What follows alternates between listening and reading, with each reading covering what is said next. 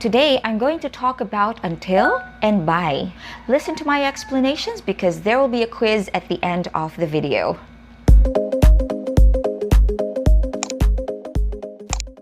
Marami pa rin sa atin ang nalilito kung kailan nga ba ginagamit yung until and by. In fact, this is one of the most commonly asked questions by my viewers.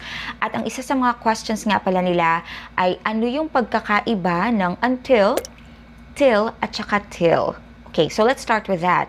Yung until, till, at till ay magkakapareho lang, okay? They have the same definition.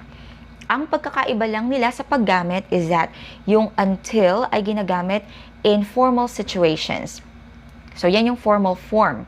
Ginagamit yan when you write business letters or emails, formal documents. Mas maiging gamitin nyo yung until kesa sa till or till.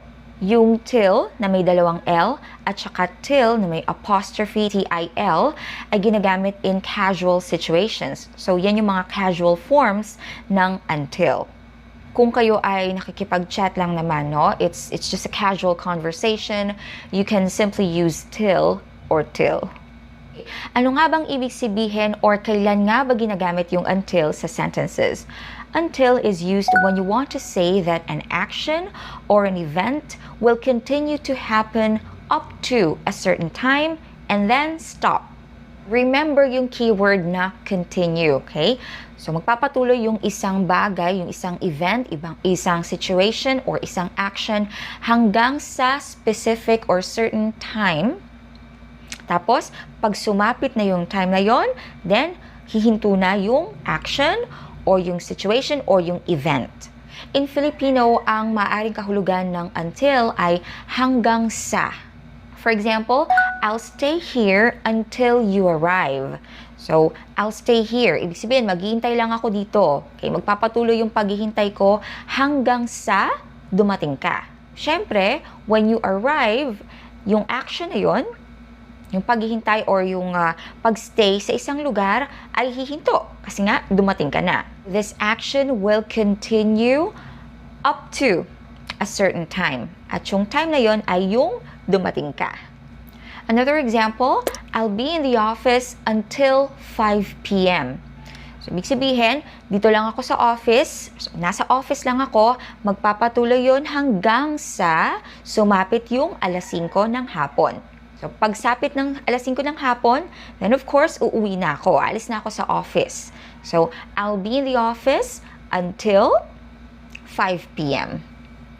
We'll wait until Monday. Okay, so we will wait until Monday. Ibig sabihin, maghihintay kami. So, continuous lang yung paghihintay, no?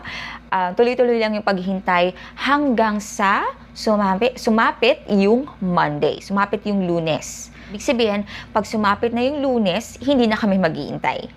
Stop na yung action. Okay? So, we will wait until Monday. Remember that we do not use will after until when speaking about the future. So, sa mga sentences na binigay ko sa inyo, I'll stay here until you arrive.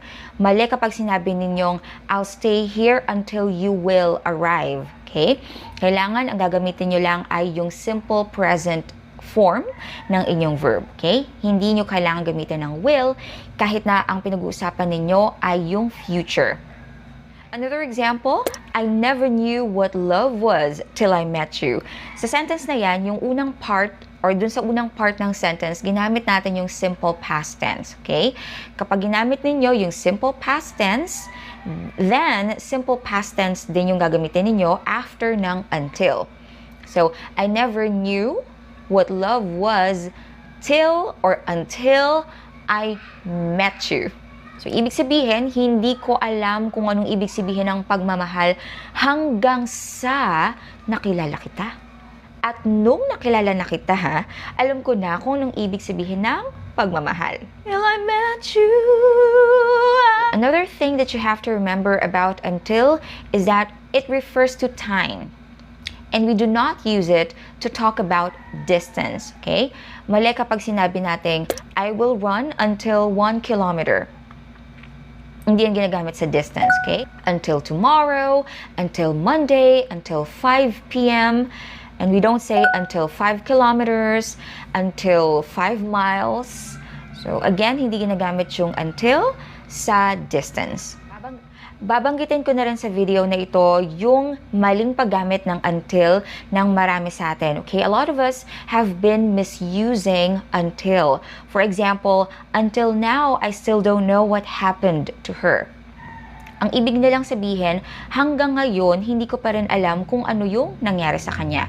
In that sentence, the word until is not correctly used. So it's used inappropriately. Kapag ang gusto niyong sabihin ay hanggang ngayon, so yung action ay nagpapatuloy pa rin sa kasalukuyan. Okay, hanggang ngayon, hindi ko pa rin alam kung ano yung nangyari sa kanya. Instead of using until, you can use to this day. Ang ibig sabihin ng to this day ay up to now, even now, or up to the present time. So, including the present time and date. Hanggang ngayon. For example, to this day, I still don't know what happened to her. So, yan ang ibig sabihin yan.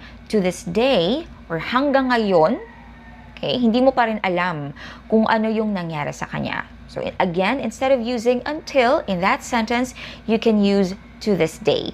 To this day, I still don't know what happened to her. To this day, I don't know what exactly started the fight. So, hanggang ngayon, hindi ko pa rin alam kung ano yung nag-umpisa ng away. Now, let's talk about by. By means not later than a particular time or date. So, it's followed by a specific time. Sa sentence ninyo, after ng by, kailangan babanggitin ninyo kung ano yung specific time or date or day na sinasabi ninyo. For example, all payments should be made by June 15th. So, ibig sabihin, dapat bayaran ninyo yung dapat ninyong bayaran bago o dun mismo sa araw na yon. So, it could be before, okay, or dun sa araw mismo na yon, but not later than June 15th. So, yun yung due date. Yung isipin ninyo, parang nagsiset ka ng due date kung kailan dapat gawin or kailangan dapat magawa or mangyari yung isang bagay. Another example, you must submit all the requirements by Friday. So, ibig sabihin, Friday is the deadline. You can submit it before Friday or on Friday.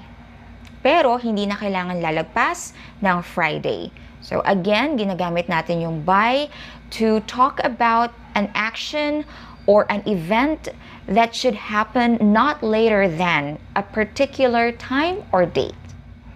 Alright, I'm going to give you two sentences using until and by, and we are going to analyze the meaning of these two sentences. The first one is, I'll be at the party until 8 p.m.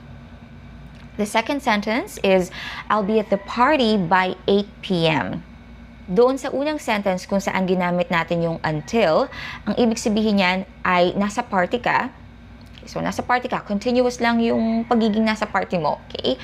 And then, pagsapit ng alas 8 ng gabi, uuwi ka na. So, I'll be at the party until, okay, again, hanggang sa sumapit yung oras na yon, until 8 p.m. In the second example where we used by, so the sentence is, I'll be at the party by 8 p.m.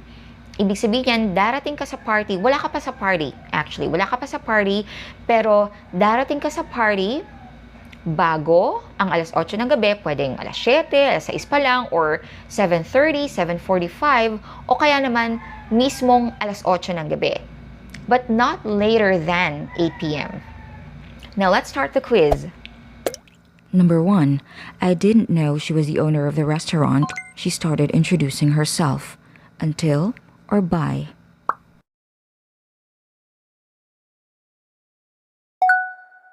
The answer is until.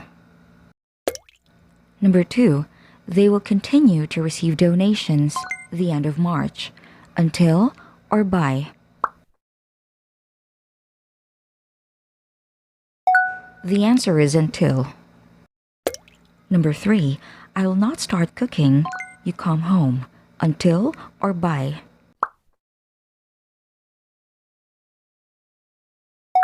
The correct answer is until. Number 4. I'll be ready 3 in the afternoon. Until or by?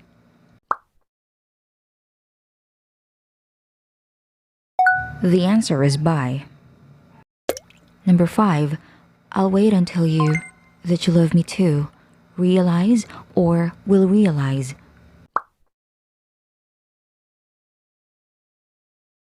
The answer is realize. Thank you so much for watching. I hope that you learned something new today. If you did, please don't forget to click the like button, share this video with your friends. You can also subscribe to my YouTube channel if you haven't subscribed yet. I'll see you again next time.